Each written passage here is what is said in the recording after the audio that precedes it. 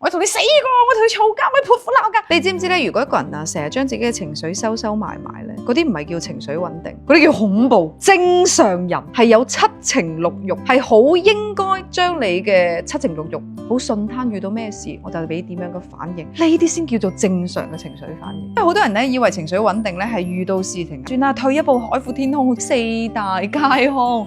No no no。係啊，前排咧我個 friend 咧樓上咧搬咗個新人家，電鑽聲咧早7晚6，哇仲喺度嘭嘭嘭嘭嘭嘭。第一日我個 friend 就仲好客氣啊，攞住啲水果上門啊。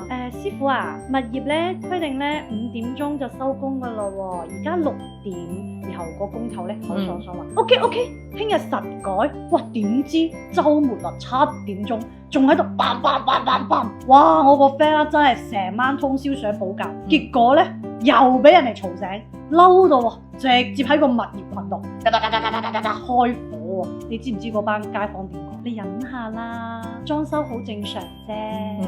而家啲人啊真係好玻璃心㗎，哇聽完發都有火啊，咁都叫人哋俾情緒穩定，因為某啲不公平待遇而產生嘅正常反應。如果我去壓抑咗嗰樣嘢嘅話，咁咪變到我會有心結咯。一旦好壓抑、有心結、唔開心嘅時候，各種唔同嘅病痛就會嚟。咁當然啦，我同你哋輸出呢啲嘢咧，唔係話要你哋遇到咩事即刻我同你死過，我同你嘈交，我潑婦鬧交，唔係咁嘅意思，而係當你遇到啲不公平待遇嘅時候，你一定首先要俾對方知道你條底線喺邊度。你咁樣做係好唔啱嘅，我會因為你做嘅呢樣嘢會好嬲，因為人同人嘅交往咧，其實就係彼此尊重嘅啫。如果你唔尊重我，我做乜嘢要忍屎忍尿去尊重你，就咁簡單。